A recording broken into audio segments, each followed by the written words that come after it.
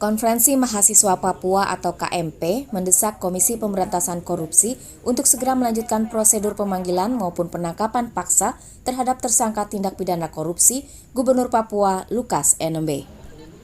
Desakan itu disampaikan dalam aksi unjuk rasa di depan gedung KPK, Jalan HR Rasuna Said, Jakarta Selatan. Di dalam pernyataan sikap, Koordinator Aksi KMP, Moi Tuer Boimasa, menyatakan tidak seharusnya KPK tebang pilih dalam memberantas korupsi.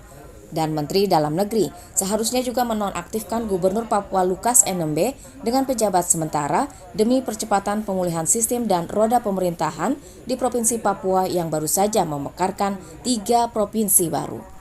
Selain itu, KMP juga menyatakan dukungannya kepada KPK untuk memberantas semua praktek korupsi di Papua tidak dengan hukum adat, melainkan tetap pada hukum negara, yaitu berdasarkan amanat Undang-Undang Nomor 28 Tahun 1999 tentang penyelenggaraan negara yang bersih dan bebas KKN, serta Undang-Undang Nomor 20 Tahun 2001, perubahan dari Undang-Undang Nomor 31 Tahun 1999 tentang pemberantasan tindak pidana korupsi.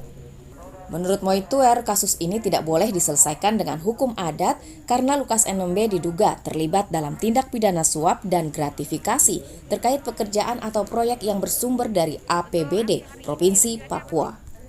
Aksi hari ini kita ingin mendesak KPK untuk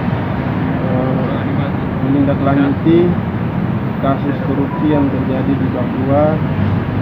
Normal ini yang lagi sedang dalam proses, namun belum diselesaikan kasus korupsi Bapak NMB Gubernur Papua.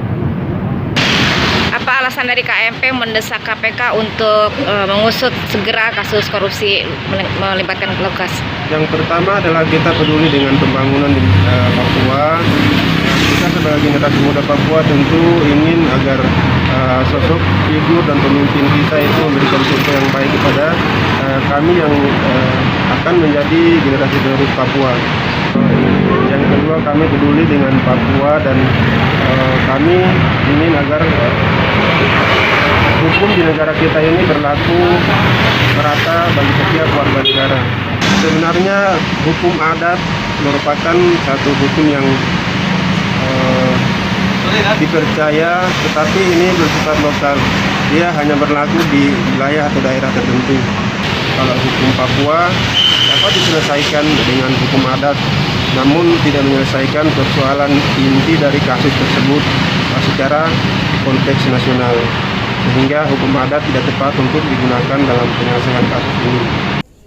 Jakarta, Santi, Sriwijaya Media mengabarkan.